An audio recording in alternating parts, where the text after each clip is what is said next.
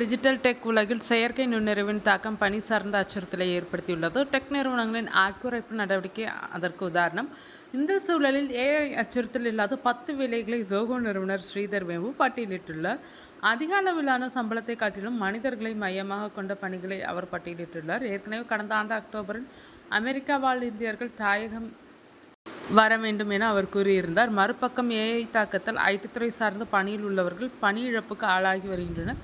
இந்த சூழலில் தற்போது இக்கருத்தை ஸ்ரீதர் வேம்பு தெரிவித்துள்ளார். நாம் சேர்க்கின்ற பொருளாதார மதிப்பை நமக்கான சுய மதிப்போடு இணைத்து பார்த்தால் இன்றைய ஏஐ காலத்தில் அது பெரிய நெருக்கடியாக அமையும். மறுபக்கம் பார்த்தால் குழந்தை பராமரிப்பு, அவர்களுக்கு பாடம் போதிப்பது, முதியோர் பராமரிப்பு, பெரிய சம்பளம் கொடுக்கும் பணியை விடுத்து விவசாயத்துக்கு திரும்புவது, வனக்காப்பாளர்களாக சொல்வது, உள்ளூர் கோயில்களில் தினசரி பூஜைகளை மேற்கொள்ளும் பூசாரி, இசைக்கலைஞராக தினசரி பயிற்சி செய்து சிறிய அளவிலான பார்வையாளர்கள் இருந்தாலும் அவர்கள் முன் இசைப்பது போன்ற செயல்களை மேற்கொள்ள யாரும் முன்வருவதில்லை. ஏனெனில் இந்த செயல்களுக்காக யாரும் உங்களுக்கு அதிக சம்பளம் தருவதில்லை.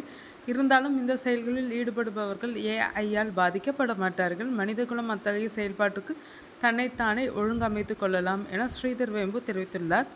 அவரது இந்த சமூக வலைதள பதிவுக்கு பயனர்கள் பலர் கலவையான கருத்துக்களை தெரிவித்து வருகின்றனர்.